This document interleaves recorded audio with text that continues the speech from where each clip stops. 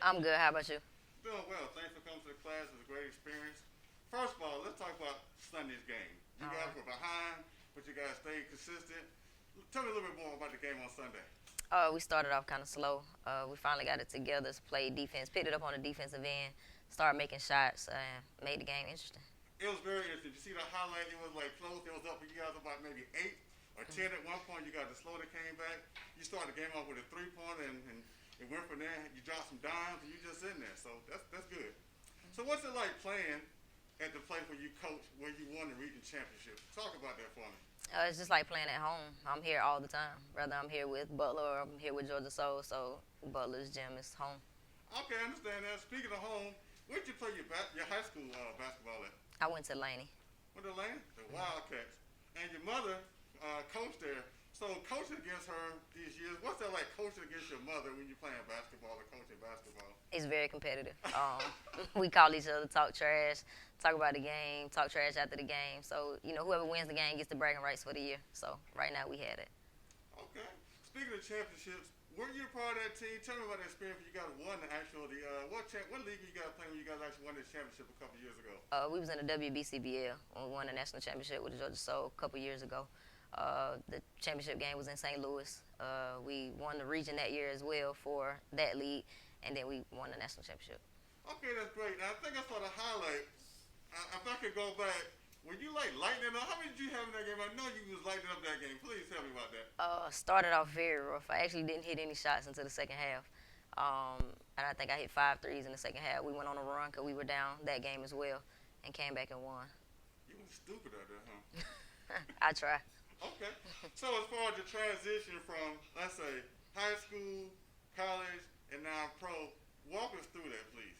Well, the biggest transition I feel like from high school to college anyway is the speed of the game. With this year, with them adding the shot clock, the kids will get a different taste of how the game speeds up from high school to college. So I think that's great that they're putting that in from college to professional.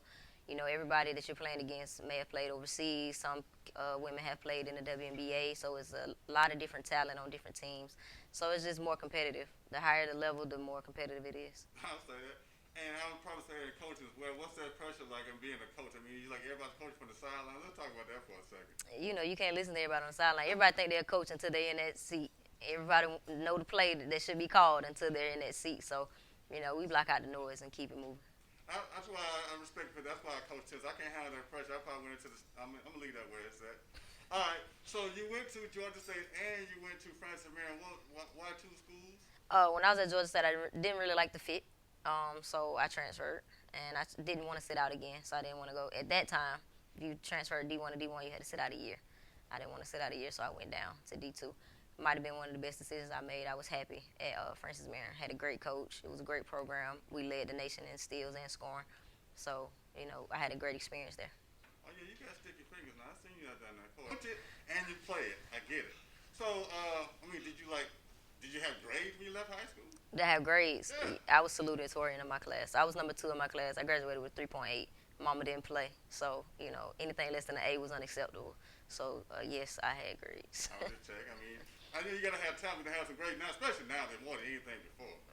Oh my gosh. So what you guys got going this year as far as the Butler Bulldog, Lady Bulldog? What's happening this year? We're working right now. It's preseason.